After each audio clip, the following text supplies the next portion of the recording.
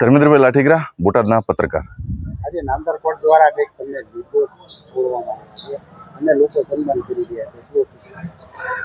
2020ની અંદર 3 પત્રકારો ઉપર ખોટી ફરિયાદ દાખલ કરવામાં આવી હતી. રાગદ્વેષ રાખી અને ખોટી ફરિયાદમાં 3 પત્રકારોને ફસાવી દેવાનો પ્રયત્ન થયો હતો. ત્યારે નામદાર કોર્ટમાં આ સમગ્ર કેસ ચાલી જતા ન્યાયપાલિકા પર અમને વિશ્વાસ હતો. સમગ્ર કેસની છણાવટ કરી અને સત્યતા બહાર લાવવામાં આવી છે.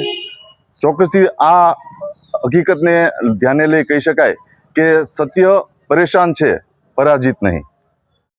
બોટાદ રિક્ષા એસોસિએશન પ્રમુખ દિલીપભાઈ મહારાજ. આજે પત્રકારો કઈ નિર્દોષ રીત્યા છે એનું તમે સન્માન કર્યું, શું હકીકત છે અને કેવી રીતે? હવે બોટાદ જિલ્લાના પત્રકાર એટલે સત્યના રાહ ઉપર ચાલવા વાળાઓ છે. ધર્મેન્દ્રભાઈ, રાજનભાઈ, પરવીનભાઈ. હવે આ લોકો બોટાદ જિલ્લામાં જે પત્રકારની ફરજ નિભાવે છે પણ સત્યની રાહ ઉપર સત્યનો અવાજ ઉઠાવે છે. તો એ લોકો ઉપર જે ખોટી ફરિયાદ કરવામાં આવી હતી ખંડણી બારામાં, તો એમાં નિર્દોષ જાહેર થયા છે અને સત્યની રાહ હંમેશા સત્ય દેર લાગે છે પણ સત્યની જીત થાય છે.